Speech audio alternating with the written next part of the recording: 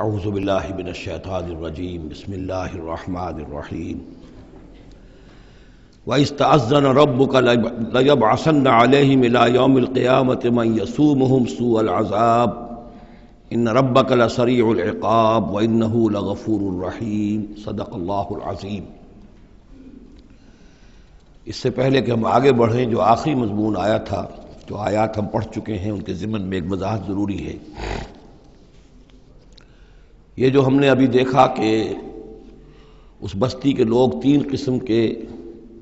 تین حصوں میں منقسم ہو گئے تھے۔ ایک وہ لوگ جو گناہ میں بڑھے جا رہے تھے، ایک وہ کہ جو خود گناہ تو نہیں کر رہے تھے لیکن روک بھی نہیں رہے تھے، اور ایک وہ کہ جو گناہ سے خود بھی مجتنب تھے اور نہی عن المنکر کا فریضہ آخری وقت تک سر انجام دے رہے تھے۔ صراحت کے ساتھ یہاں جو فرمایا گیا کہ ہم نے بچایا کس کو؟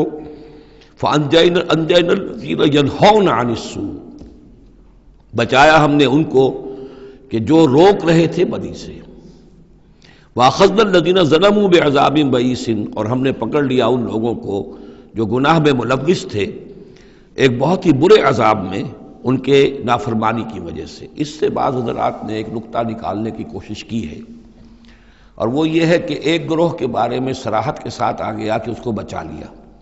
وہ لوگ جو نہی عن المنکر کر رہے تھے۔ ایک گروہ جس کے بارے میں صراحت سے کہا گیا کہ اس پر عذاب آیا، وہ ہے جو گناہ میں ملوث تھے۔ گویا کہ درمیانی گروہ جو ہے اس کے بارے میں یہاں سکوت اختیار کیا گیا ہے۔ ان کو ایک طرح سے امید دلائی جا رہی ہے کہ جو لوگ گناہ سے مجتنب رہیں گے، اگر وہ خود گناہ میں ملوث نہیں ہوئے ہیں تو اس عذاب سے کہ دنیا میں آتا ہے اس سے وہ بچا لیے جائیں گے۔ اور یہ بہت بڑی غلط فہمی ہے۔ یہ ایسی ہی بات ہے جیسے کہ میں نے آپ کو بتایا تھا سورہ مائدہ کے پڑھتے ہوئے کہ جو آیت مبارکہ تھی کہ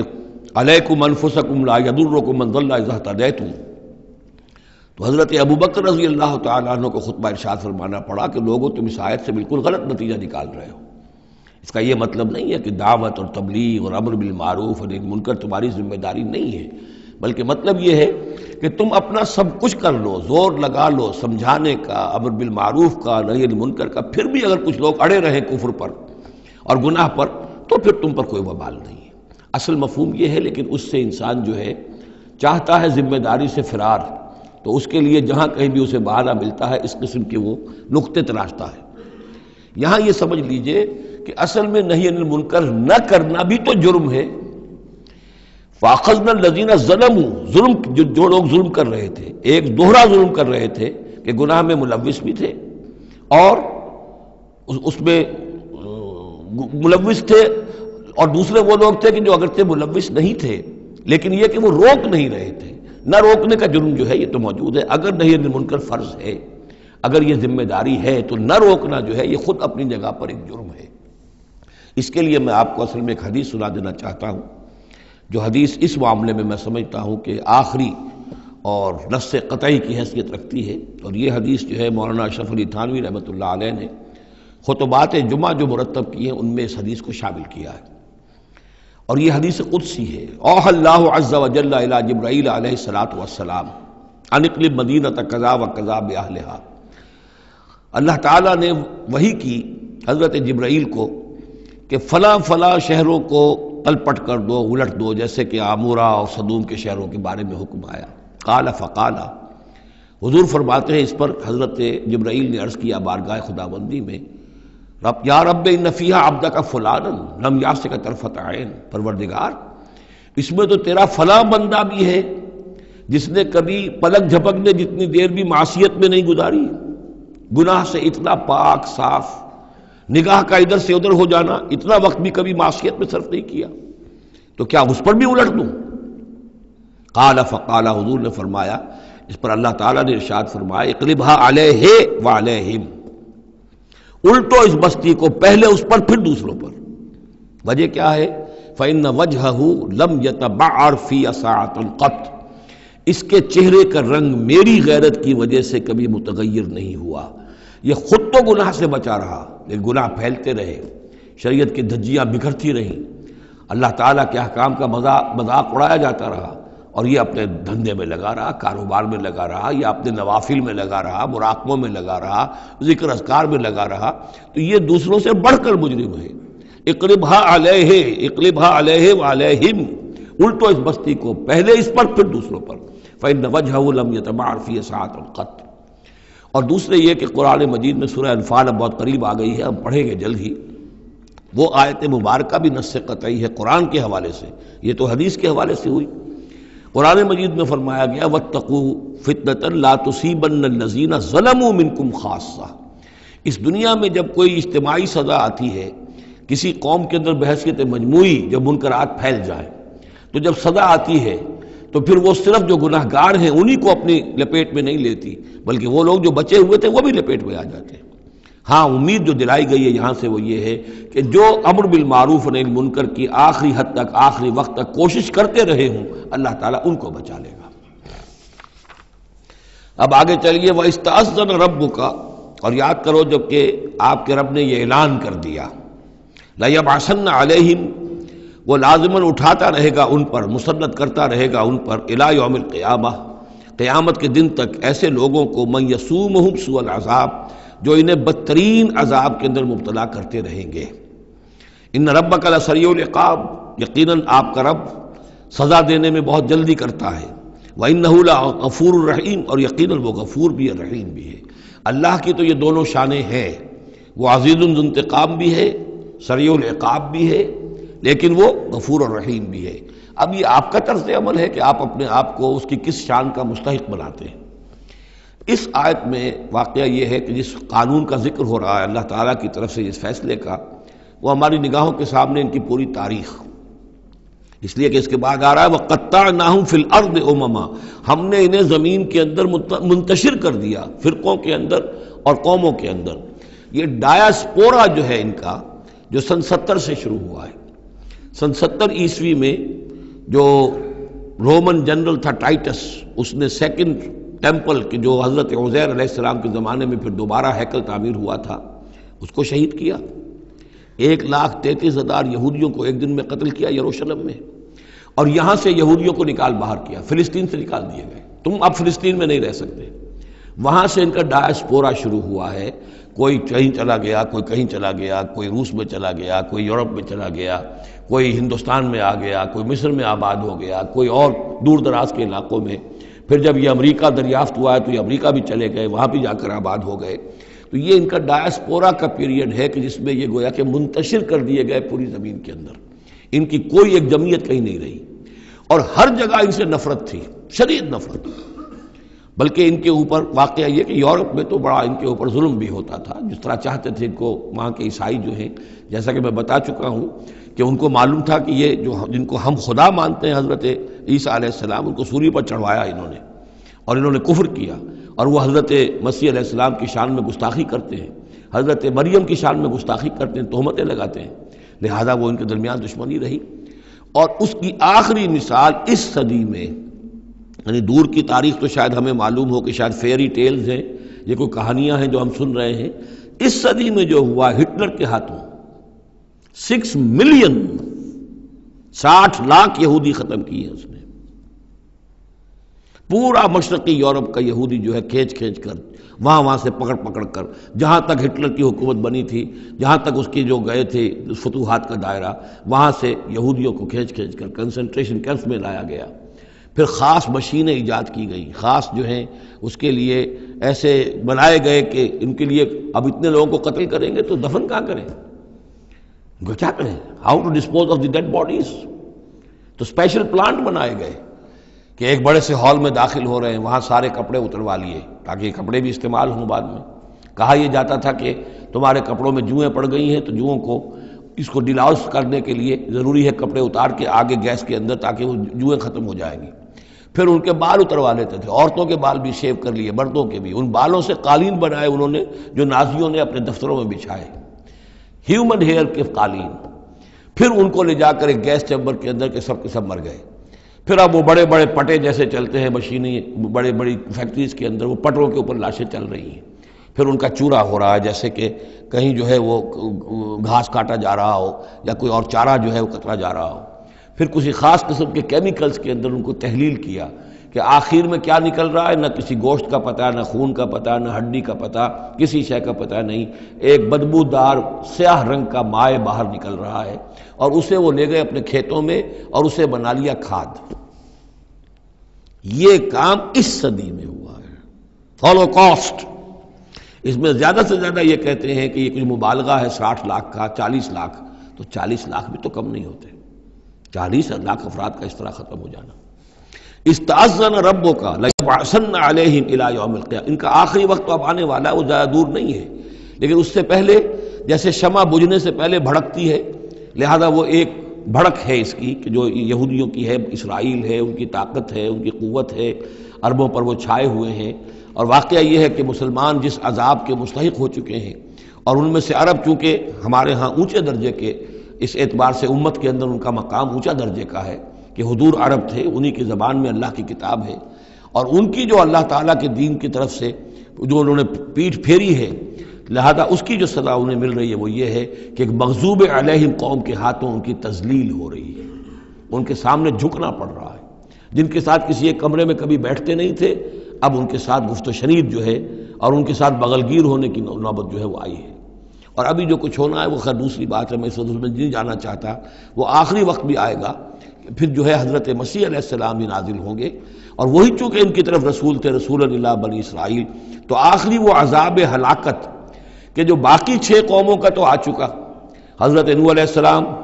حضرت نوح کے سامنے بیٹا جو ہے وہ غرق ہوا کہ نہیں ہوا، حضرت ہود، حضرت صالح، ان سب کے سامنے جو ہے ان کی قومیں ہلاک ہوئیں، تو اب حضرت مسیح کو اٹھا لیا گیا تھا، وہی آئیں گے اور انہی کے ہاتھوں یہ اپنے کیفر کردار کو پہنچیں گے، اور ان کا ایک ایک بچہ ختم ہوگا، لیکن اس سے پہلے ان کے ہاتھوں مسلمانوں پر اللہ کے عذاب کے بڑے کوڑے برسیں گے۔ To add insult to injury, کہ ایک یہودی قوم کے ہاتھوں، مغضوب علیہم قوم کے ہاتھوں پٹائی ہوگی، اور جو ہو رہی ہے، لیکن یہ کہ ابھی شدید تر صورت میں اس کا شروع ہونے والا ہے معاملہ۔ کوئی دنوں کی بات ہے کہ مسجد اقصیٰ شہید کر دی جائے گی، اور پھر ایک طوفان جو ہے مڈل ایسٹ میں شروع ہو جائے گا۔ وَإِسْتَأْذَنَ رَبُّكَ لَيَبْعَثَنَّ عَلَيْهِمْ إِلَىٰ يَوْمِ الْقِيَامَةِ مَن يَسُومُهُمْ سُوءَ الْعَذَابِ، یاد کرو جب کہ آپ کے رب نے یہ اعلان کر دیا تھا کہ وہ لازماً اٹھاتا رہے گا، مسلط کرتا رہے گا ان پر قیامت تک ایسے لوگوں کو جو انہیں بدترین عذاب میں مبتلا کرتے رہیں گے۔ إِنَّ رَبَّكَ لَسَرِيعُ الْعِقَابِ وَإِنَّهُ لَغَفُورٌ رَحِيمٌ وَقَطَّعْنَاهُمْ فِي الْأَرْضِ، ہم نے متفرق کر دیا ان کو زمین میں، امماً، فرقے بن گئے، علیحدہ جماعتیں بن گئیں، اور اب ان کے جھگڑے ہو رہے ہیں، مختلف علاقوں سے جو لوگ آ کر اسرائیل میں آباد ہو رہے ہیں۔ اب ظاہر بات ہے سینکڑوں برس تک کچھ یہودی جو ہیں روس میں رہے، ان کے اپنے کچھ مزاج اور بن گئے ہیں، ان کی شکلوں کے اندر بھی تبدیلی ہو گئی ہے، ان کی زبان بھی کچھ مختلف ہے، تو اب یہ اسرائیل کے اندر ان کے مابین تصادم ہوتا ہے۔ منہم الصالحون ومنہم دون ذلک، ان میں سے ہیں کچھ لوگ جو صالح بھی ہیں، لیکن یہ کہ ان میں وہ بھی ہیں کہ جو دوسری طرح کے ہیں، اور طرح کے ہیں۔ وَلَوْنَاهُمْ بِالْحَسَنَاتِ وَالسَّيِّئَاتِ لَعَلَّهُمْ يَرْجِعُونَ، ہم انہیں بھلائی سے اور برائی سے آزمائش کرتے رہے، شاید کہ یہ لوگ لوٹ آئیں۔ فَخَلَفَ مِن بَعْدِهِمْ خَلْفٌ، لیکن یہ کہ ان کے بعد ایسے ناخلف لوگ ان میں پیدا ہو گئے، وَرِثُوا الْکِتَابَ، وہ کتاب کے وارث ہو گئے، وارث بنے، تورات کے وارث بنے۔ یاخذون عرض ھذا الادنی، وہ اس دنیا جو ادنا زندگی ہے، دنیا کی ادنا زندگانی، اسی کے ساز و سامان کے پیچھے پڑے رہتے ہیں، حاصل کرتے ہیں حلال سے، حرام سے، جائز سے، ناجائز سے۔ وَيَقُولُونَ سَيُغْفَرُ لَنَا، اور کہتے ہیں ہمیں تو بخش دیا جائے گا، ہم ابراہیم کی نسل سے ہیں، اسرائیل کی اولاد ہیں، we are the chosen people of the lord, سَيُغْفَرُ لَنَا، ہمیں بخش دیا جائے گا۔ وہیں یاتہم عرض مثلہ یاخذوہ، اگر ایسا ہی اور سامان بھی ان کو دیا جائے اور لے لیں گے، حرام سے یہ نہیں دیکھیں گے کہ حلال سے یا حرام سے۔ الم یؤخذ علیہم میثاق الکتاب، کیا ان سے کتاب کا عہد نہیں لیا گیا تھا؟ جب تورات دی گئی تھی تو عہد لیا گیا تھا، اللہ یقول علی اللہ الا الحق، کہ نہیں منسوب کریں گے اللہ کی طرف کوئی بات مگر حق، ودرسوا ما فیہ، اور انہوں نے پڑھا اس کو جو کچھ کہ اس میں تھا، والدار الآخرۃ خیر للذین یتقون، اور یقیناً آخرت کا گھر، پچھلا گھر تو بہتر ہے انہی لوگوں کے لیے جنہوں نے تقوی کی روش اختیار کی، فلا تعقلون، تو کیا تم عقل سے کام نہیں لیتے؟ والذین یمسکون بالکتاب واقاموا الصلاۃ، اور رہے وہ لوگ کہ جو کتاب کو مضبوطی کے ساتھ جنہوں نے تھاما، تمسک کیا کتاب کے ساتھ، اور اقاموا الصلاۃ، نماز قائم کی، انا لا نضیع اجر المصلحین، ایسے مصلحین کا اجر ہم ضائع نہیں کریں گے۔ بات ہے کہ کوئی نہ کوئی لوگ تو ان کے اندر اچھے رہے، آخری وقت تک بھی رہے۔ وَإِذْ نَتَقْنَا الْجَبَلَ فَوْقَهُمْ، اور یاد کرو جب کہ ہم نے پہاڑ کو ان کے اوپر اٹھا دیا تھا، كَأَنَّهُ ظُلَّةٌ، ایسے ہو گیا تھا جیسے سائبان ہو، وَظَنُّوا أَنَّهُ واقع بِهِمْ، اور انہیں یقین ہو گیا تھا کہ ابھی ہم پر گرا کہ گرا، خُذُوا مَا آتَيْنَاكُمْ بِقُوَّةٍ، اور ہم نے اس وقت کہا تھا کہ تھامو اس کو مضبوطی کے ساتھ جو ہم نے تمہیں دیا ہے، اس کتاب کو مضبوطی سے تھامو، اس کو پوری قوت کے ساتھ اپنی اس کا تمسک کرو، وَاذْكُرُوا مَا فِيهِ لَعَلَّكُمْ تَتَّقُونَ، اور جو کچھ اس میں ہے اس کو یاد رکھو، مستحضر رکھو، تاکہ تم بچتے رہو اور تمہارے اندر تقویٰ کی روش پیدا ہو جائے۔ اب جو یہ بقیہ حصہ ہے 3 رکوع اس سورہ مبارکہ کے، اس میں بعض بڑے اہم مضامین آ رہے ہیں دین کے فلسفے کے اعتبار سے۔ وَإِذْ أَخَذَ رَبُّكَ مِن بَنِي آدَمَ مِن ظُهُورِهِمْ ذُرِّيَّتَهُمْ، اور یاد کرو جب کہ نکالے اللہ نے، آپ کے رب نے، تمام بنی آدم کی پیٹھوں سے ان کی نسل کو۔ اب یہ کہ یہ اصل میں تو معاملہ ہو رہا ہے عالم الارواح میں، جبکہ ابھی جسد پیدا ہی نہیں ہوئے تھے، لیکن 2 ہی شکلیں ہو سکتی تھی، یا تو لوگوں کو یہ ساری بات پہلے بتائی گئی ہوتی، عالم ارواح ہے، پہلی تخلیق یہ ہے، دوسری تخلیق یہ ہے، عالم ارواح میں یہ قول و قرار دیا گیا۔ عرب کے جو اولین مخاطب تھے حضور صلی اللہ علیہ وسلم کے اور قرآن کے، چونکہ ان کے لیے یہ چیزیں ان کی اس وقت کی استعداد کے اعتبار سے بھاری تھیں، قرآن مجید نے عام فہم الفاظ استعمال کیے۔ جب ہم نے نسل آدم کی تمام ان کی پیٹھوں سے ذریت کو نکال لیا، یعنی یہ کہ جتنے بھی انسان آنے والے تھے دنیا میں، ان سب کی ارواح جو ہیں وہ وہاں موجود تھیں۔ وَإِذْ أَخَذَ رَبُّكَ مِن بَنِي آدَمَ مِن ظُهُورِهِمْ ذُرِّيَّتَهُمْ وَأَشْهَدَهُمْ عَلَىٰ أَنفُسِهِمْ، اور ان کو گواہ بنایا اپنے اوپر، اچھی طرح سوچ سمجھ کر۔ اقرار جو ہوتا ہے جس کو ہم کہتے ہیں میں بقائمی ہوش و حواس یہ اقرار کر رہا ہوں، تو پوری طرح ہوش و حواس میں سیلف کانشسنس، یہ میں آپ کو بتا چکا ہوں، ہمارے اندر جو سیلف کانشسنس ہے، خود شعوری، وہ ہے ہی ہماری روح کی بنیاد پر۔ حیوانات میں بھی شعور تو ہے، کانشسنس تو ہے، سیلف کانشسنس نہیں ہے، خود شعوری نہیں ہے۔ تو یہ خود شعوری کا منبع جو ہے در حقیقت وہ روح ہے۔ تو وہ ارواح موجود تھی، انہیں اپنی ذات کا شعور تھا۔ اشہدہم علی انفسہم، انہیں اپنی ذات کے اوپر خود گواہ بنا کر پھر سوال کیا، الستو بربکم، کیا میں تمہارا رب نہیں ہوں، تمہارا مالک، تمہارا آقا؟ قالوا بلا، وہ کہیں گے کیوں نہیں، شہیدنا، ہم اس پر اقرار کرتے ہیں، ہم گواہ ہیں۔ اب یہاں نوٹ کیجئے، جیسے کہ اس سے پہلے آیا تھا سورہ مائدہ میں کہ اہل کتاب تمہارے پاس ہمارا بشیر اور نذیر آ گیا، مبادا تم یہ کہو کہ ہمارے پاس کوئی بشیر اور نذیر نہیں آیا۔ وہ گویا کہ اتمام حجت تھی اہل کتاب پر۔ سورہ انعام میں آ چکا ہے کہ مبادا تم یہ کہو کہ کتابیں تو دی گئی تھیں ہم سے پہلے 2 گروہوں کو، ہم تو جانتے نہیں تھے، عبرانی زبان کی کتاب نہیں پڑھتے تھے، وہ اتمام حجت تھا بنی اسماعیل پر کہ اب تمہارے اندر ہم نے اپنا ایک رسول بھیج دیا صلی اللہ علیہ وسلم، یہ کتاب آ گئی ہے۔ اب تم یہ نہیں کہہ سکتے کہ وہ تو ہم سے پہلے 2 گروہوں پر نازل کی گئی تھی، ہاں اگر ہم پر کہیں نازل کی گئی ہوتی تو ہم ان دونوں سے بڑھ کر بہت زیادہ جو ہے اس سے فائدہ اٹھاتے اور حق پر ہوتے۔ اب یہ جو گواہی ہے یہ آ رہی ہے پوری نوع انسانی، جس کے حوالے سے میں نے آپ کو بتایا تھا کہ وہ عہد کہ جو ہر روح انسانی اللہ کے ساتھ کر کے آئی ہے، کوئی نبی نہ آتا، کوئی کتاب نہ آتی، تب بھی یہ عہد بنیاد ہے مواخذہ اخروی کی، محاسبہ، accountability, the grand accountability of the day of judgment, اس کا بیسس جو ہے وہ یہ ہے، بنیادی بات یہ ہے، بنیادی حجت یہ ہے۔ نبوت سے، کتابوں سے، وحی سے یہ تو اتمام حجت ہوا ہے، اضافی شے ہے۔ اللہ نے امتحان کو اور آسان کر دیا نوع انسانی کے لیے، لیکن بنیادی حجت جس کی بنا پر ہر انسان رسپانسبل ہے، اکاؤنٹیبل ہے، وہ یہ عہد ہے۔ ان تقولوا یوم القیامت انا کنا عن ھذا غافلین، مبادا تم کہو قیامت کے دن کہ ہم تو اس سے غافل تھے۔ او تقولوا انما اشرک آباؤنا من قبل، یا تم یہ کہو، یہ پلی لے لو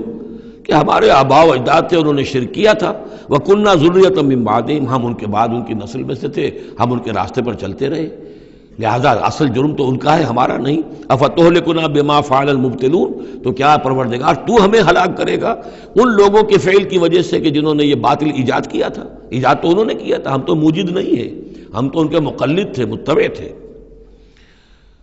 وَكَذَلِكَ نُفَصِّلُ الْآيَاتِ وَلَعَلَّهُمْ يَرْجِعُونَ، اور اسی طریقے سے ہم اپنی آیات کو تفصیل سے بیان کر دیتے ہیں تاکہ وہ لوٹیں، شاید کہ وہ لوٹیں، سوچیں، غور کریں، رجوع کریں۔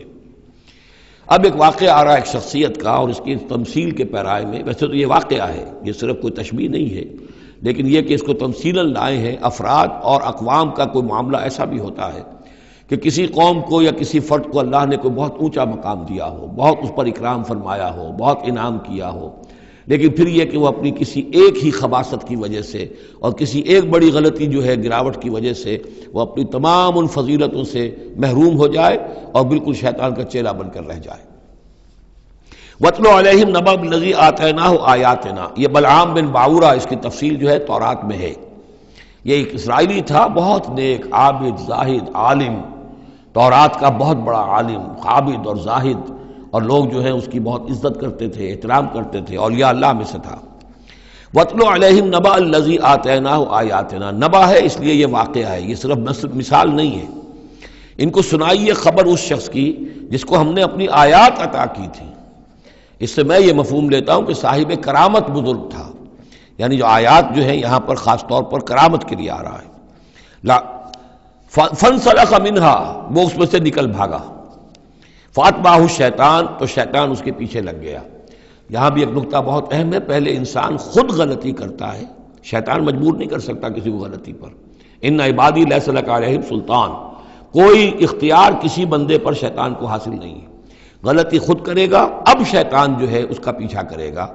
اور اب اس کو، جس کو ہم کہتے ہیں ہمارے پنجاب میں یہ کہا جاتا ہے برے کو گھر تک پہنچا کے رہنا، کہ اب یہ کہ اسے کہیں راستے میں چھوڑے گا نہیں، بلکہ آخری برائی کی آخری منزل تک پہنچائے گا۔ وَاتْلُ عَلَيْهِمْ نَبَأَ الَّذِي آتَيْنَاهُ آيَاتِنَا فَانْسَلَخَ مِنْهَا فَأَتْبَعَهُ الشَّيْطَانُ فَكَانَ مِنَ الْغَاوِينَ، تو وہ ہو گیا گمراہوں میں۔ وَلَوْ شِئْنَا لَرَفَعْنَاهُ بِهَا، ہم چاہتے تو اسے ان آیات اور جو بھی اس کے پاس علم تھا اس کے ذریعے سے ہم اسے اور بلند کرتے اور اونچا مقام دیتے۔ وَلَكِنَّهُ أَخْلَدَ إِلَى الْأَرْضِ، مگر وہ تو زمین کی طرف دھنستا چلا گیا۔ یہ زمین کی طرف دھنسنا کیا ہے؟ ایک ہمارا جسد ہے، یہ حیوانی جسد، یہ زمین سے آیا ہے۔ منہا خلقناکم، اور اس کے تقاضے ہیں۔ ایک وہ روح ہے جو عہد کر کے آئی ہے الستو بربکم، ان کے درمیان کشاکش ہے۔ روح چاہتی ہے اوپر اٹھنا، کل شیء یرجع الی اصلہ، ہر شے اپنی بنیاد اور اپنی جڑ کی طرف، اپنے منبع اور سرچشمے کی طرف لوٹنا چاہتی ہے، لہذا روح اوپر اٹھنا چاہتی ہے، وہ اوپر سے آئی ہے۔ یہ جسم جو ہے، یہ ہمارا حیوانی جسد، یہ زمین سے آیا ہے، اس کی ساری توجہات زمین کی طرف ہیں، یہیں کا مال و متاع ہو، یہیں سے اس کی خوراک آ رہی ہے، یہیں سے اس کی تقویت کا سامان آ رہا ہے، ساری چیزیں یہ۔ اب یہ جو کشاکش ہے، انسان کی روح وہ اللہ کی طرف جانا چاہتی ہے، اور یہ جسم جو ہے یہ دنیاوی لذتوں میں، عیش میں، دنیا کے اندر جو ہے حلال سے حرام سے جو بھی حاصل کیا جا سکے، بابر بعیش کوش کہ عالم دوبارہ نیست۔ اب اگر کوئی شخص فیصلہ کر لیتا ہے زمین کی طرف بیٹھنے کا، تو گویا کہ اب اس نے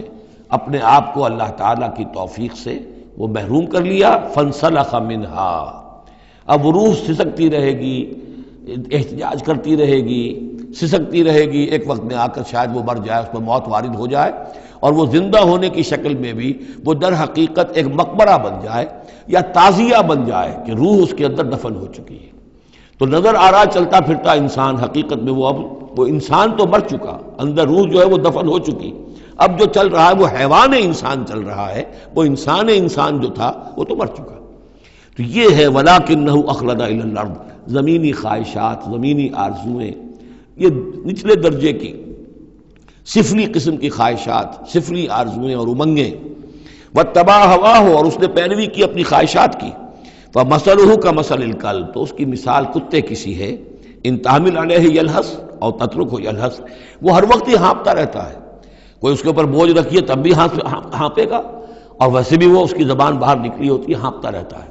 اسی طرح کا معاملہ ہے کہ اللہ نے تو اس کو اپنی نعمتیں عطا کی، لیکن وہ بدبخت ان کی قدر کرنے کی بجائے اس کتے کے مانند ہانپنے لگا اور زمین ہی کی طرف، اور کتا آپ نے دیکھا ہوگا چلتا ہوا سونگتا جاتا ہے زمین کو، ہر وقت سونگے گا زمین کو۔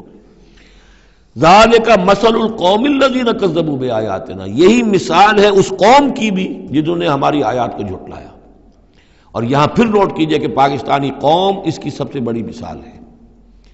پاکستان کا بن جانا معجزہ تھا، کسی حساب کتاب میں آنے والی شے نہیں۔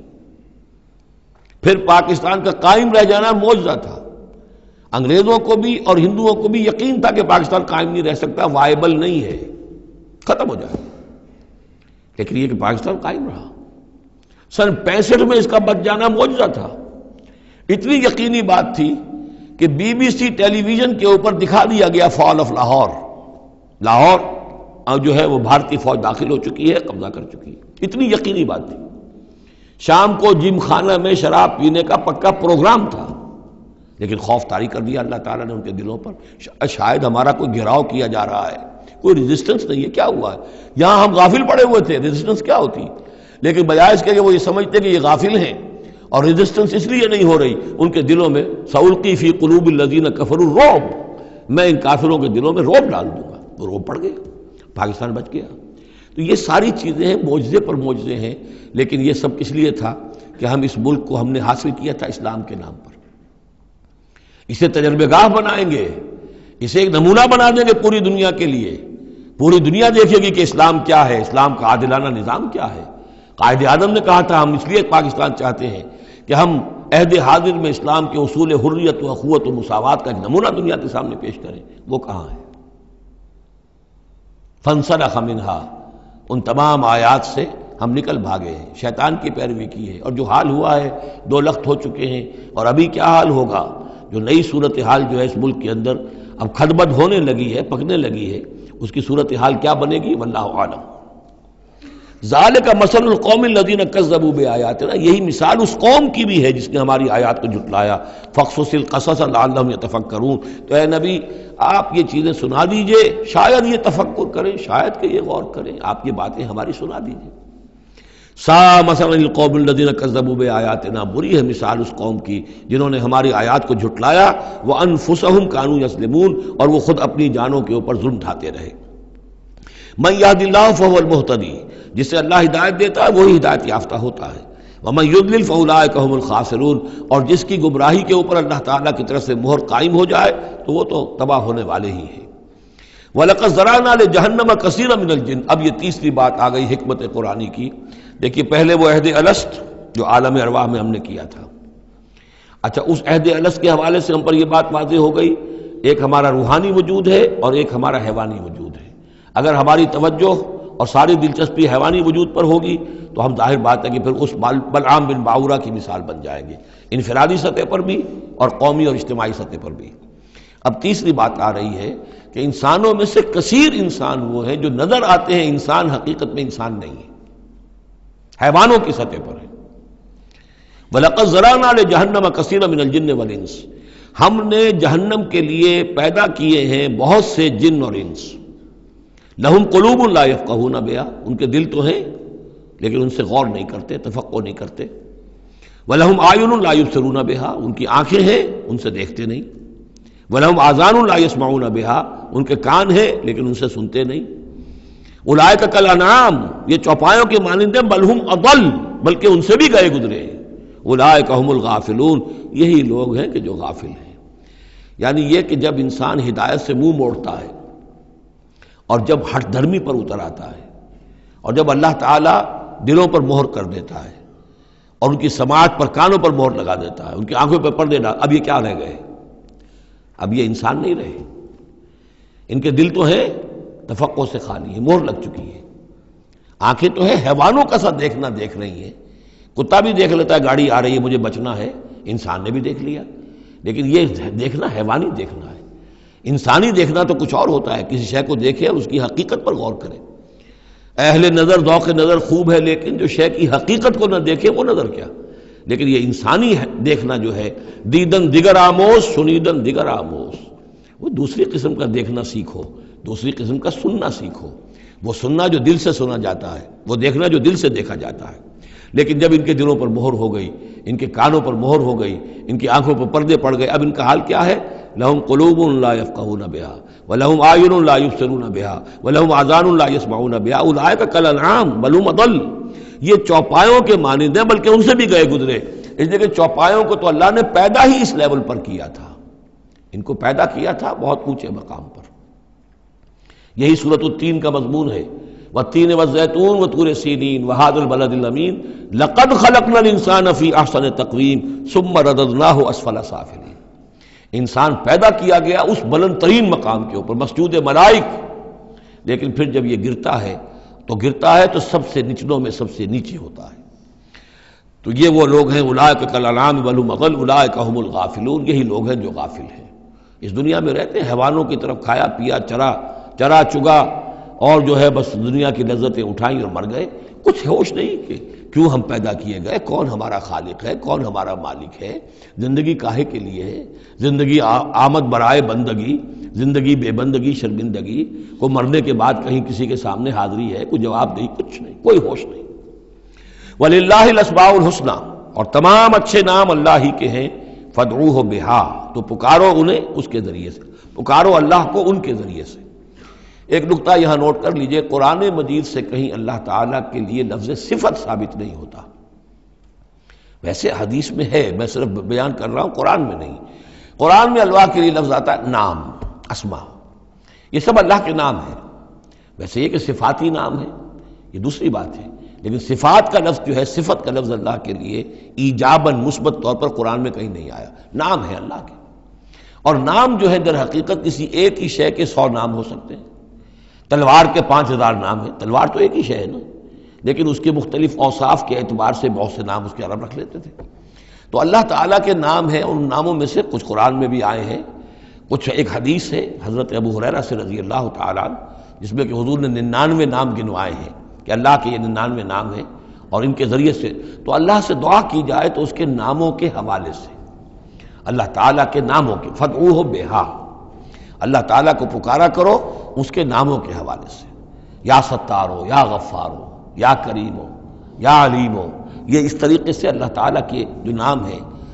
تو یا اللہ ہو، ظاہر بات ہے کہ اللہ جو ہے وہ بھی اللہ کا سب سے بڑا نام، سب سے اہم نام ہے، اس حوالے سے اس کو پکارو، دعا کرو اس کے ناموں کے حوالے سے۔ وَذَرُوا الَّذِينَ يُلْحِدُونَ فِي أَسْمَائِهِ،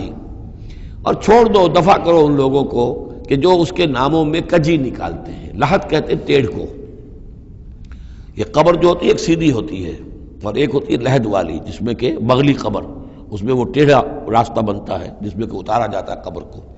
تو اسماء الہی میں لحد الحاد جو ہے تو یہ ہے کہ ان کا غلط استعمال کیا جائے،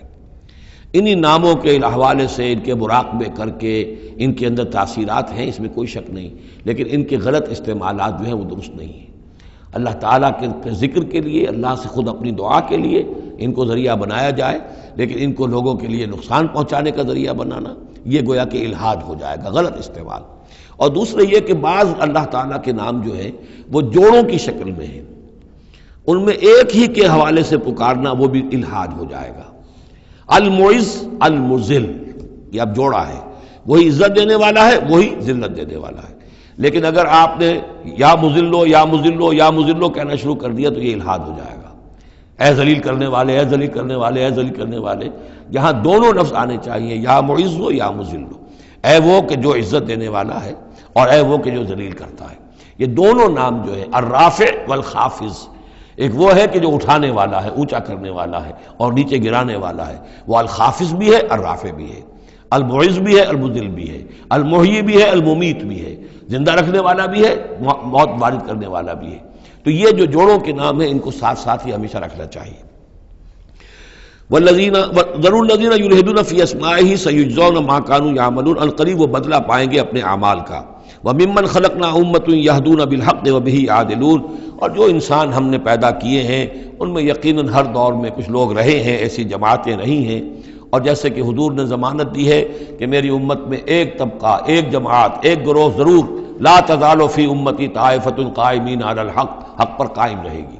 تو فرمایا وہ یہدون بالحق، جو حق کی ہدایت بھی دیتے رہیں گے، اور بہی یعدلون، اور حق ہی کے ساتھ عدل بھی کرتے رہیں گے۔ والذین کذبوا بآیاتنا سنستدرجهم من حیث لا یعلمون، باقی رہے وہ لوگ کہ جو ہماری آیات کی تکذیب کرتے ہیں، تم رفتہ رفتہ سہج سہج ان کو لے آئیں گے وہاں سے جہاں انہیں پتہ بھی نہیں ہوگا۔ استدراج اسے کہتے ہیں کہ ایک شخص کفر کے راستے میں بڑھتا جا رہا ہے، لیکن اس کی کامیابیاں دنیا میں بڑھتی جا رہی ہیں، وہ اور بڑھ رہا ہے اور بڑھ رہا ہے، وہ سمجھ رہا ہے اللہ کا فضل ہو رہا ہے مجھ پر، حالانکہ اصل میں اللہ تعالیٰ نے اس کی رسی دراز کی ہے تاکہ اور گناہ جو اس نے کمانے ہیں وہ کما لے۔ اس کو استدراج کہتے ہیں، اور یہ بہت بڑا فتنہ ہے۔ بسا اوقات ایک انسان غلط راستے پر چل رہا ہے، لیکن وہ اس استدراج کی وجہ سے یہ سمجھ بیٹھتا میں صحیح راستے پر ہوں، تبھی تو اللہ کی رحمت آ رہی ہے، تبھی تو مجھے کامیابی مل رہی ہے، قدم قدم پر جو ہے کامیابی میری قدم بوسی کر رہی ہے۔ نہیں، یہ استدراج ہے۔ والذین کذبوا بآیاتنا سنستدرجهم من حیث لا یعلمون، ہم آہستہ آہستہ انہیں پکڑ لیں گے جہاں سے انہیں پتہ بھی نہیں ہوگا۔ وَأُمْلِي لَهُمْ، آپ ان کو ڈھیل دیں گے، ان قیدی متین، میری چال بہت مضبوط ہے۔ جب وہ مچھلی جو ہے کانٹا اس کی حلق میں اب پھنس چکا ہے، اب اس کی ڈور جو ہے آپ ڈھیل کرتے رہیے، کوئی حل نہیں، ان قیدی متین، کہیں جانے والی نہیں ہے۔ اولم یتفکروا، کیا یہ لوگ تفکر نہیں کرتے، غور و فکر نہیں کرتے؟ ما بصاحبہم من جنہ، ان کے جو ساتھی ہیں یعنی محمد صلی اللہ علیہ وسلم، انہیں کوئی جنون نہیں ہے، کوئی جن ان پر نہیں آ گیا ہے۔ یہ بھی وہی انداز ہے سرچنگ کویسچن کہ ذرا غور کرو، کبھی تم نے سوچا ہے، کہہ تو دیتے ہو تم،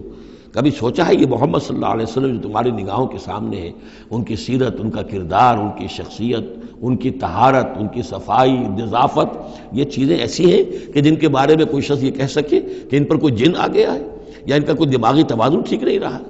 ما بصاحبہم من جنہ، کوئی ان کو جنون نہیں ہے، کوئی جن ان کے اوپر نہیں آ گیا، ان ہوا الا نذیر مبین، نہیں ہے یہ مگر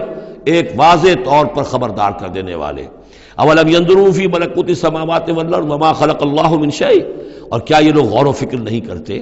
آسمانوں اور زمین کی سلطنت میں اور جو اللہ تعالیٰ نے چیزیں بنائی ہیں؟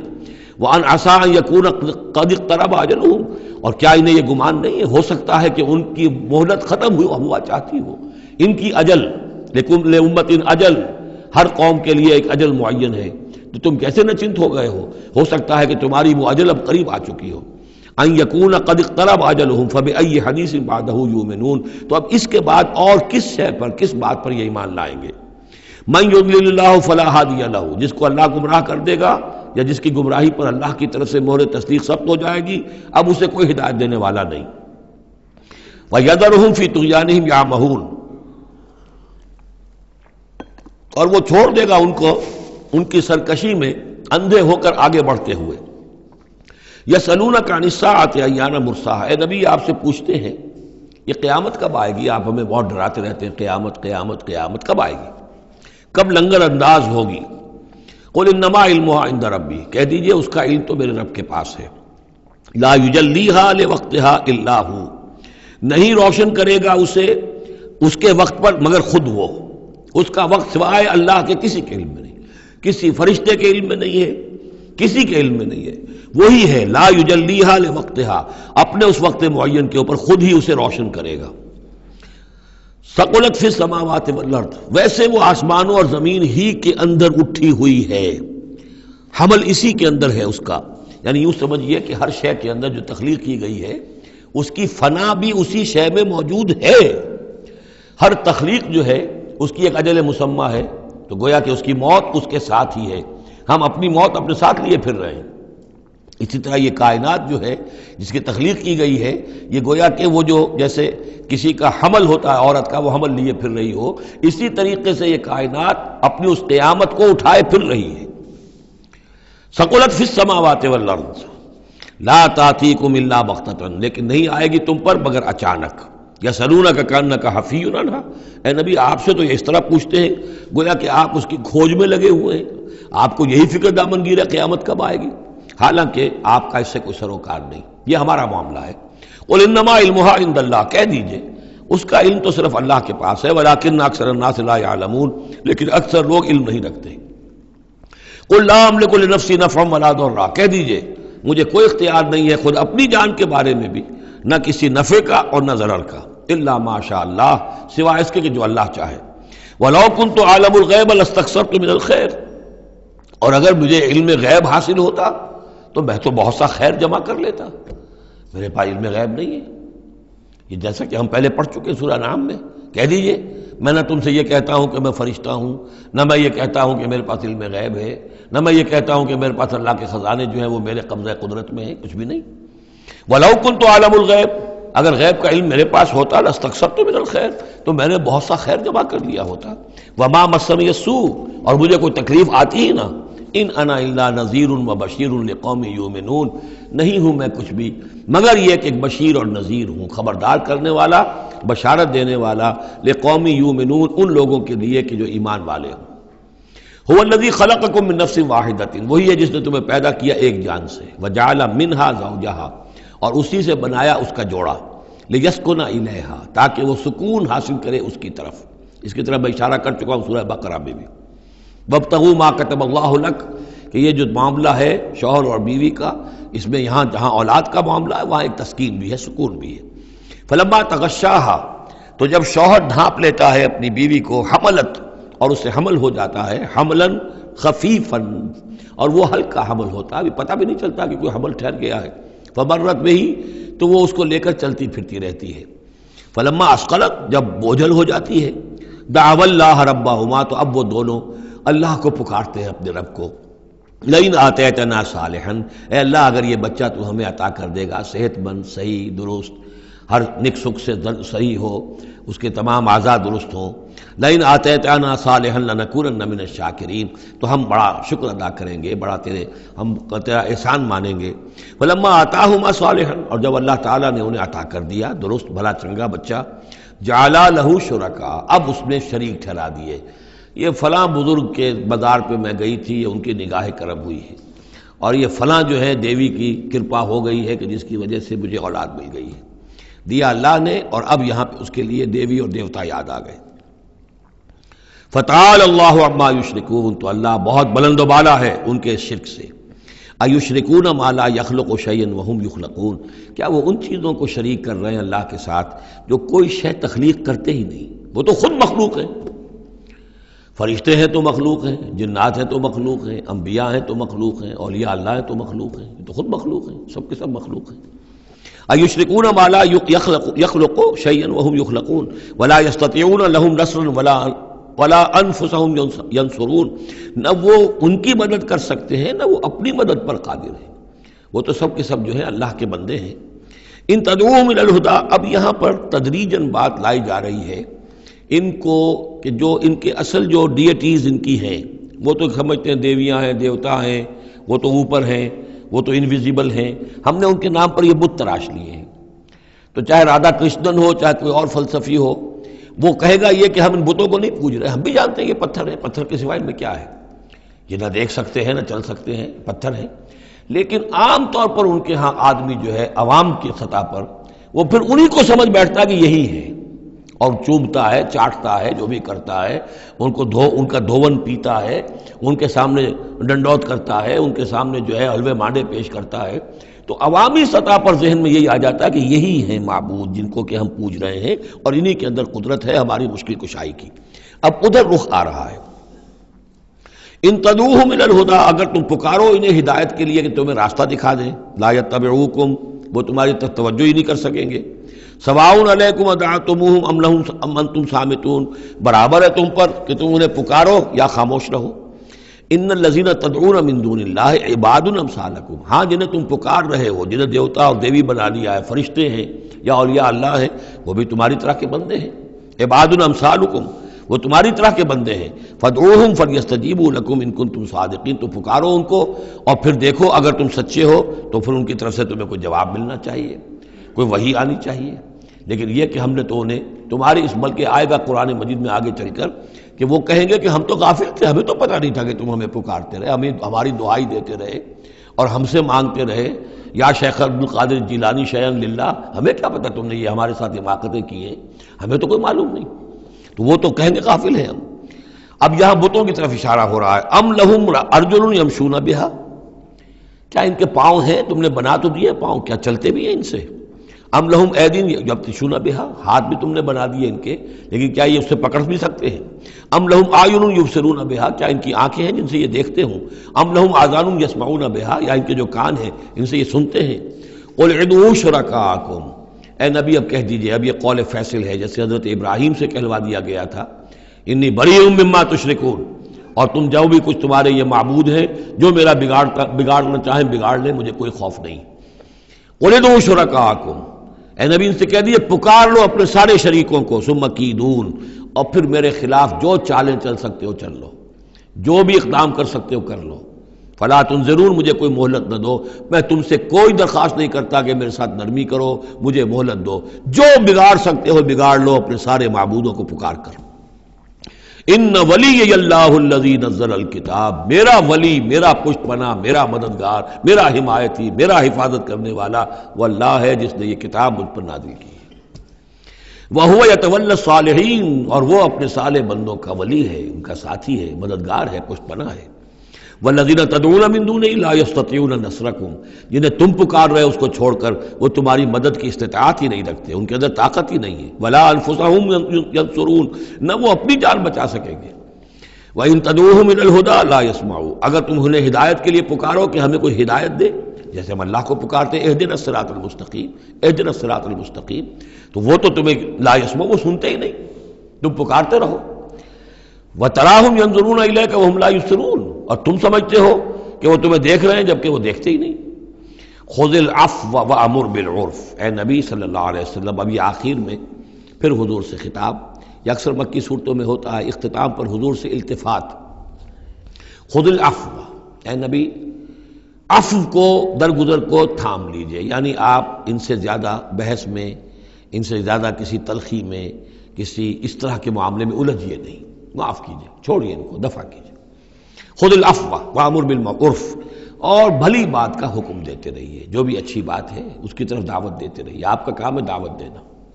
وَأَعْرِضْ عَنِ الْجَاهِلِينَ، اور جو آپ سے الجھنا چاہیں ان سے اعراض کیجئے، خام خواہ، جیسے کہ آگے آئے گا وَإِذَا خَاطَبَهُمُ الْجَاهِلُونَ قَالُوا سَلَامًا، جب جاہل الجھنا چاہتے ہیں ان عباد الرحمن سے، وہ کہتے ہیں سلام، ہم آپ سے لا نبتغی الجاہلین، ہم جاہلوں کے سر نہیں لگنا چاہتے، منہ نہیں آنا چاہتے۔ تو فرمایا آپ یہ تین الفاظ آئے ہیں، خذ العفو، یہ ایک داعی کے لیے بڑی بنیادی چیزیں ہیں، معاف کرتے رہنا، درگزر کرتے رہنا۔ وَأَمُرْ بِالْمَعْرُوفِ وَبِالْعُرْفِ، اور بھلی بات کا، اچھی بات کا حکم دیتے رہنا۔ وَأَعْرِضْ عَنِ الْجَاهِلِينَ، اور جو الجھنا چاہیں، جاہل ہو، جو جذباتی لوگ ہیں، مشتعل مزاج ہیں، ان سے اعراض۔ وَإِمَّا يَنزَغَنَّكَ مِنَ الشَّيْطَانِ نَزْغٌ، اور اگر کبھی کوئی چھوت لگ ہی جائے آپ کو شیطان کی طرف سے، نزع کھینچ لینا، نزغ مس کر جانا، چھو جانا، چھوت، عین اور غین کا یہ فرق ہو گیا، یعنی یہ کہ کبھی آپ کو غصہ آئی جائے، آخر ظاہر بات ہے بربنائے طب بشری کبھی غصہ آئی جاتا ہے، آخر آئی گیا تھا حضور کو غزوہ احد میں، کیف یہدی اللہ قوما خضبوا وجہ نبیہم بالدم، کیسے اللہ ہدایت دے گا اس قوم کو جس نے اپنے نبی کے چہرے کو خون سے رنگ دیا، غصہ آ گیا تھا۔ لیس لک من الامر، اے نبی آپ کے ہاتھ میں اختیار نہیں ہے، ہدایت اور ضلالت کا اختیار ہمارے ہاتھ میں ہے۔ اسی طریقے سے اے نبی اگر کبھی غصہ آ جائے، فرمایا وَإِمَّا يَنزَغَنَّكَ مِنَ الشَّيْطَانِ نَزْغٌ فَاسْتَعِذْ بِاللَّهِ، فوراً اللہ کی پناہ طلب کرو، إِنَّهُ سَمِيعٌ عَلِيمٌ۔ اور یہ پھر آگے چل کر حامیم السجدہ میں بھی یہ آیت آئے گی، إِنَّهُ هُوَ السَّمِيعُ الْعَلِيمُ، یقیناً وہی ہے سب کچھ سننے والا اور سب کچھ جاننے والا۔ إِنَّ الَّذِينَ اتَّقَوْا إِذَا مَسَّهُمْ طَائِفٌ مِنَ الشَّيْطَانِ تَذَكَّرُوا، اور یہی روش ہے تقوی والوں کی، جن لوگوں کے اندر تقوی ہوتا ہے، جب ان پر کوئی گزر ہو جاتا ہے شیطان کے کسی سائے کا، اذا مسہم طائف من الشیطان، شیطان کا کوئی ان کے اوپر گزر ہو گیا، کوئی سایہ پڑ گیا، تذکروا، فوراً وہ چوکنے ہو جاتے ہیں، فوراً ہوش میں آ جاتے ہیں کہ یہ کیا ہوا، ہم پر کچھ اثر پڑ گیا تھا، کچھ عارضی طور پر کچھ غفلت سے طاری ہو گئی تھی، جیسے کہ خود حضور فرماتے ہیں صلی اللہ علیہ وسلم، انہ لیغان علی قلبی، میرے دل پر بھی کبھی کبھی حجاب سا آ جاتا ہے، وَإِنِّي لَأَسْتَغْفِرُ اللَّهَ 70 مرة فی کل یوم، اور میں روزانہ 70 مرتبہ اللہ سے استغفار کرتا ہوں۔ لیکن یہ سمجھ لیجئے کہ ہمارے دل کے اوپر حجاب وہ بہت اور شے ہے، اور حضور کے قلب مبارک پر حجاب، آپ کے قلب مبارک کا حجاب جو ہے وہ ہماری 100 حضوریوں، لاکھوں حضوریوں سے بڑھ کر جو ہے وہ حضوری کے درجے میں ہوگا۔ لیکن جو انٹینسٹی ہے، جو تعلق مع اللہ کی انٹینسٹی ہے، اس میں ذرا سی کمی بھی آ گئی ہے تو اس سے حضور نے تعبیر کیا کہ میرے بھی دل پر کبھی کبھی حجاب آ جاتا ہے، انہ لیغان علی قلبی، انٹینسٹی تو کم ہو گئی نا، یہ بجلی جس پاور کی ہے ذرا سی کم ہو جائے گی تو ایک دفعہ تو آپ کو محسوس ہوگا اندھیرا ہو گیا، حالانکہ بجلی ہے، روشنی ہے، اندھیرا نہیں ہوا ہے، لیکن اس کی پاور کم ہوئی ہے۔ تو فرمایا کہ انہ لیغان علی قلبی وانی لاستغفر اللہ 70 مرة فی کل یوم۔ ان الذین اتقوا اذا مسهم طائف من الشیطان تذکروا، تو فوراً وہ چوکنے ہو جاتے ہیں، یاد کرتے ہیں، فاذا هم مبصرون، اور ان کی آنکھیں کھل جاتی ہیں، انہیں حقائق نظر آنے لگتے ہیں، وقتی سا جو سایہ پڑ گیا تھا اس سے وہ فوراً نکل آتے ہیں۔ وَإِخْوَانُهُمْ يَمُدُّونَهُمْ، باقی جو شیطانوں کے بھائی ہیں انہیں شیطان گھسیٹ کر لے جاتے ہیں، فی الغی، وہ اس کجی کے اندر وہ گھسیٹتے ہوئے دور تک پہنچاتے ہیں، جیسے بلم بن باورہ کو پہنچایا کہ اسے آخری حد تک پہنچا کر دم لیا۔ تو شیطانوں کا جو ولی ہوگا پھر شیطان کا تو اس کے اوپر زور چلے گا، لیکن جو اللہ کے بندے ہیں ان پر تو شیطان کا اختیار ہے ہی نہیں۔ وہ تو یہ کہ جیسے ہی ذرا سا ان کے اوپر کوئی اثر پڑا بھی، کوئی سایہ سا آیا بھی تو فوراً چونک گئے اور اللہ کی طرف متوجہ ہو گئے۔ ثم لا یخسرون، پھر وہ کمی نہیں کرتے، اسے آخری منزل جو ہے گمراہی کی وہاں تک پہنچا کر رہتے ہیں۔ وَإِذَا لَمْ تَأْتِهِمْ بِآیَةٍ، اب دیکھیے یہ عمود ان دونوں صورتوں کا، خاص طور پر انعام کا، آیت لاؤ، نشانی لاؤ، معجزہ دکھاؤ، نبوت منوانا چاہتے ہو، رسالت منوانا چاہتے ہو تو دکھاؤ معجزہ، حصی معجزہ، جیسے موسیٰ کو ملے، جیسے عیسیٰ کو ملے، وغیرہ وغیرہ۔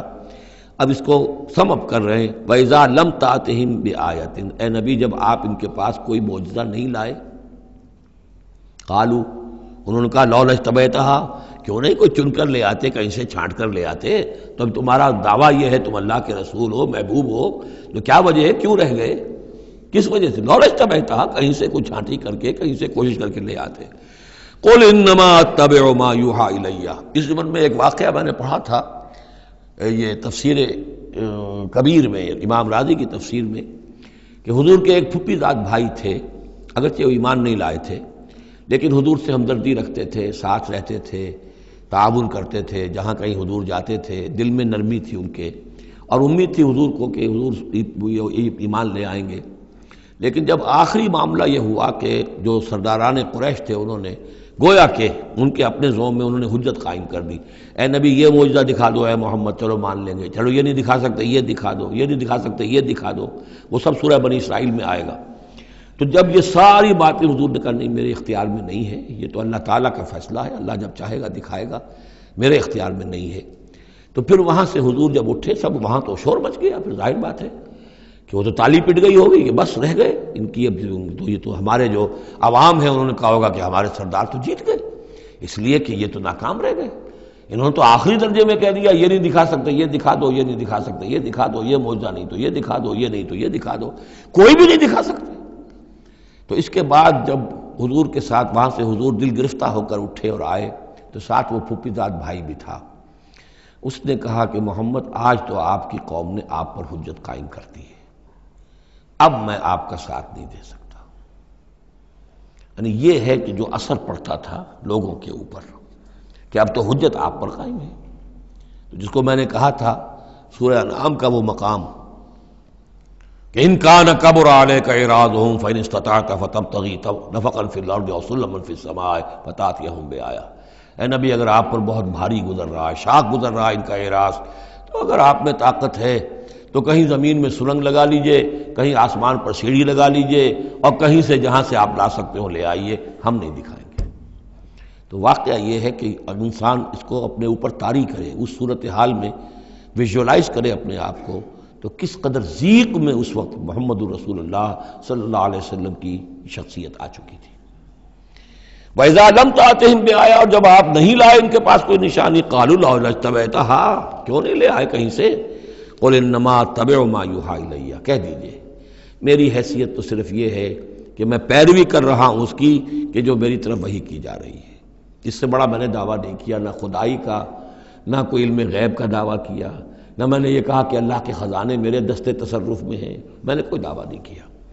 ھذا بصائر من ربکم، اور یہ تمہارے رب کی طرف سے بصیرت افروز باتیں ہیں جو میں تمہارے سامنے پیش کر رہا ہوں، میں خود پیروی کر رہا ہوں اس کی اور تمہارے سامنے پیش کر رہا ہوں۔ وَھدًى وَرَحْمَةٌ لِّقَوْمٍ يُؤْمِنُونَ، اور یہ ہدایت ہے اور رحمت ہے ان لوگوں کے حق میں جو ایمان لانے والے ہیں۔ وَإِذَا قُرِئَ الْقُرْآنُ فَاسْتَمِعُوا لَهُ وَأَنصِتُوا، اور جب قرآن پڑھا جا رہا ہو تو تم اسے پوری توجہ سے سنا کرو۔ سمع یسمع کے معنی سننا، اور استمع یستمع پوری توجہ کے ساتھ، ارتکاز توجہ کے ساتھ سننا، کان لگا کر، کان دھر کر سننا۔ وانصتوا، اور خود خاموش رہا کرو۔ اسی آیت کو دلیل بناتے ہیں وہ حضرات جو یہ سمجھتے ہیں کہ امام کے پیچھے جہری قرأت میں پڑھنا نہیں چاہیے، اس لیے کہ ظاہر بات ہے کہ جب امام پڑھ رہا ہے تو آپ کو پوری توجہ سے امام کی قرأت کو سننا چاہیے۔ خود پڑھنے کی طرف توجہ کریں گے تو پھر اس کے سننے کی طرف توجہ جو ہے وہ نہیں رہے گی. اور یہاں خاص حکم بھی ہے انصتو، خود خاموش رہو، لعلکم ترحمون، تاکہ تم پر رحم کیا جائے. واذکر ربک فی نفسک تضرعا وخیفا ودون الجہر من القول بالغدو والآصال، اور اپنے رب کو یاد کرتے رہا کرو اپنے جی ہی جی میں، تضرعا عاجزی کرتے ہوئے، گڑ گڑاتے ہوئے. اس عاجزی اور گڑ گڑانے کی انتہا ہے وہ دعا جو میں نے نقل کی ہے، جو مسلمانوں پر قرآن مجید کے حقوق کے نام سے میرا کتابچہ ہے، اس کے آخر میں مقام عبدیت، اللہم انی عبدک وابن عبدک وابن امتک فی قبضتک ناصیتی بیدک ماض فی حکمک عدل فی قضاؤک. اے اللہ میں تیرا بندہ ہوں، غلام ہوں، میرا باپ بھی تیرا بندہ اور غلام تھا، میری ماں تیری ادنا کنیز تھی، میں تیرے قبضہ قدرت میں ہوں، میرے پورے وجود میں تیرا ہی حکم جاری و ساری ہے، اور تو جو بھی میرے بارے میں فیصلہ کرے عدل فی قضاؤک، وہ یقیناً حق پر اور عدل پر مبنی ہے. یہ عاجزی. اسألک بکل اسم هو لک، میں تجھ سے درخواست کر رہا ہوں تیرے ہر نام کے حوالے سے تیرا ہے. علمتہ احدا من خلقک، جو تو نے کسی اپنی مخلوق کو سکھایا، او انزلتہ فی کتابک، یا اپنا نام تو نے اپنی کسی کتاب میں نازل فرمایا، اب استاثرت بہ فی مکنون الغیب عندک، یا اپنے اس نام کو تو نے اپنے پاس ہی غیب میں ہی کہیں چھپا کر رکھا ہوا ہے، خزانہ بنایا ہوا ہے. میں ان تمام ناموں کے حوالوں سے سوال کے حوالے اور واسطے سے آپ سے درخواست کرتا ہوں ان تجعل القرآن ربیع قلبی و نور صدری و جلاء حزنی و ذہاب ہمی و غمی. قرآن کو میرے سینے کا نور بنا دے، میرے دل کا سرور بنا دے، میرے تفکرات کا ازالے کا ذریعہ بنا دے، میرے غموں کا اور تفکرات اور جو بھی پریشانیاں ہیں ان کے ازالے کا ذریعہ بنا دے. یہ ہے دعا محمد رسول اللہ کی. اب خاص طور پر چونکہ آیت پہلے آ گئی تھی وَإِذَا قُرِئَ الْقُرْآنُ فَاسْتَمِعُوا لَهُ وَأَنصِتُوا، تو اسی کے حوالے سے یہ دعا جو ہے یہ خاص طور پر جو ہے مسلمانوں پر قرآن مجید کے حقوق اور کیا عظمت قرآن کی ہے کہ اللہ تعالیٰ سے جو سوال کر رہے ہیں حضور کہ قرآن کو ان تجعل القرآن ربیع قلبی و نور صدری، میرے سینے کا نور، میرے دل کی بہار بنا دے. وَاذْكُرْ رَبَّكَ فِي نَفْسِكَ تَضَرُّعًا وَخِيفًا، اور یاد کرتے رہا کرو اپنے رب کو اپنے جی میں گڑ گڑاتے ہوئے، عاجزی کے ساتھ، اور خیفہ خوف کے ساتھ، دون الجہر من القول، اور بلند آواز سے نہیں، پست آواز سے. لیکن یہ ضرور ہے کہ آدمی دعا مانگے تو ایسے مانگے کہ خود سن لے. اس میں یہ ہوتا ہے کہ ایک تو دعا وہ مانگ رہا ہے، ایک اس کی سماعت بھی اس دعا سے استفادہ کرتی ہے. نماز میں بھی اگر اکیلا انسان نماز پڑھ رہا ہو تنہا، تو جو رکعتیں ہیں چاہے سری بھی ہوں ان کو ایسا ضرور پڑھے کہ جیسے خود وہ سن رہا ہے، اس حد تک جو ہے تاکہ وہ نماز میں جو پڑھ رہا ہے اس کے ساتھ اس کی سماعت بھی اس سے مستفید اور مستنیر ہوتی چلی جائے. بالغدو والآصال، اور یہ آپ ذکر کرتے رہے اللہ کا اپنے جی میں عاجزی کے ساتھ اور خوف کے ساتھ، اور یہ کہ زیادہ بلند آواز سے نہیں بلکہ پست آواز سے، صبح کے وقت بھی اور شام کے اوقات میں بھی. جیسے میں نے توجہ دلائی تھی سورہ نام کے شروع میں، نور ہمیشہ قرآن میں واحد آئے گا، ظلمات ہمیشہ جمع. اسی طرح غدو یہ ہمیشہ ایک، اور آصال اصیل کی جمع ہے، یعنی شام کے اوقات. اور اس میں اشارہ ہے کہ صبح کی نماز ایک ہی ہے جو اللہ تعالیٰ نے فرض رکھی ہے. اور جیسے ہی لدلوک الشمس الی غسق اللیل، سورج ذرا ڈھلنا شروع ہوتا ہے، مغرب کی طرف ذرا اترنا شروع ہوتا ہے، وہاں سے لے کے پے بپے نمازیں ہیں، ظہر ہے، عصر ہے، مغرب ہے، عشاء ہے. تو یہ جو ہے یہ آصال جمع کا صیغہ ہے. بالغدو والآصال، غدو والآصال، ولا تکن من الغافلین، اور غافلوں میں سے نہ ہو جائیے. ان الذین عند ربک، یقیناً وہ بزرگ ہستیاں، وہ ملائکہ مقربین، وہ ملائے اعلیٰ جو اپنے رب کے پاس ہیں، مقربین ہیں، قریب ترین ہیں. وہ جس کے بارے میں امیر خسرو نے کہا ہے کہ خدا خود میر محفل بود اندر لامکاں خسرو، محمد شمع محفل بود شب جائے کہ من بودم. ایک لامکاں کی محفل وہ بھی ہے جہاں کا میر مجلس اللہ ہے، اور جہاں فرشتے ہیں، ملائکہ مقربین ہیں، اور محمد رسول اللہ روح محمدی وہاں گویا کہ چراغ اور شمع کی حیثیت سے ہے. تو ان الذین عند ربک لا یستکبرون عن عبادتہ، وہ جو اس کے قریب ترین ہیں وہ بھی اس کی عبادت سے استکبار نہیں کرتے، استکبار کی بنیاد پر عبادت سے دستکش نہیں ہوتے۔ وَيُسَبِّحُونَهُ، اور اس کی تسبیح کرتے رہتے ہیں، وہ لہو یسجدون، اور اس کے لیے سجدے کرتے رہتے ہیں۔ بارک اللہ لی ولکم فی القرآن العظیم ونفعنی وإیاکم بالآیات والذکر الحکیم۔ یہ آخری آیت